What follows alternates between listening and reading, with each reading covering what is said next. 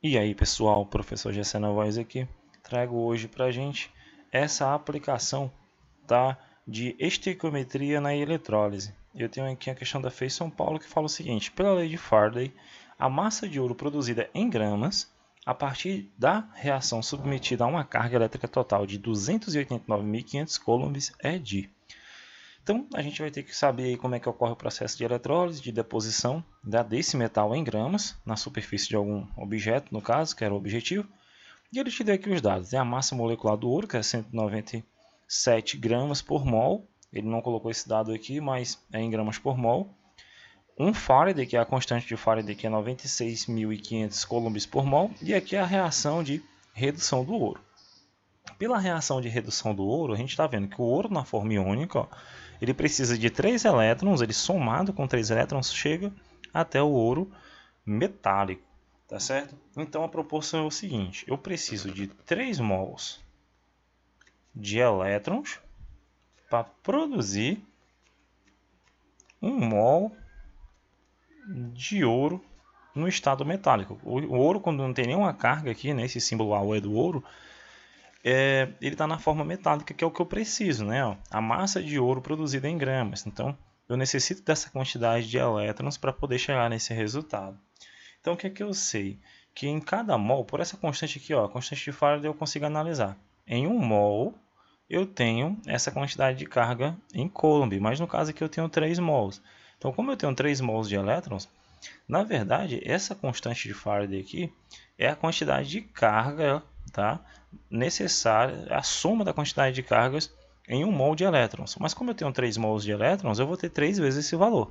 Então vai ficar 3 vezes 96.500 coulombs produzindo, né? Se eu tiver esse valor aqui, galera, eu vou ter uma quantidade de massa em 1 mol de ouro. E aí aqui no dado a gente está vendo, em 1 mol de ouro a gente tem 196 gramas. A gente produz aqui 197 gramas, melhor dizendo, tá? 197 gramas de ouro, tá? Vou colocar aqui específicozinho. Isso em 1 mol. Então eu tenho aqui as certas proporções. O que eu posso fazer? Eu entendo que na questão ele me deu uma quantidade de carga fora da ideal. Isso aqui é o padrão estequiométrico. Essa quantidade de carga é padrão para produzir 197 gramas de ouro. Mas eu não tenho isso tudo, eu tenho 289.500 coulombs. Então eu coloco aqui a proporção: 289.500 coulombs.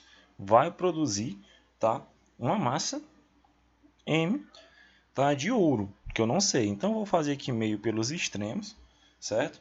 E quando eu fizer essa manipulação aqui bonitinha, tá, eu vou chegar, a partir de agora sai matemática, eu vou chegar na massa de 197, tá, 197 gramas, tá bom?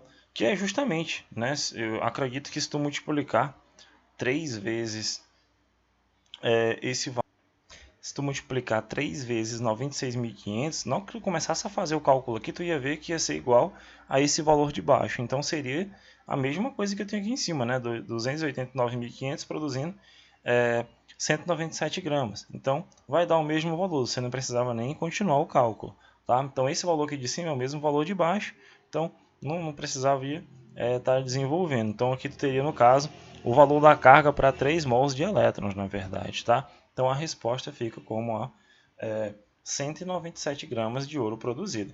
Se ele tivesse qualquer outra carga, né, diferente desse valor, menor do que esse valor, eu teria uma quantidade de ouro menor. Se te colocasse uma carga maior do que é necessário, eu teria mais ouro sendo produzido, tá? Então a resposta aí fica questão letra D, 197 gramas de ouro produzida durante a reação de oxidação. Mas sempre lembre que você precisa analisar a reação de redução, tá? E usar a quantidade de carga para a quantidade de mols que eu tenho na estequiometria da reação, certo?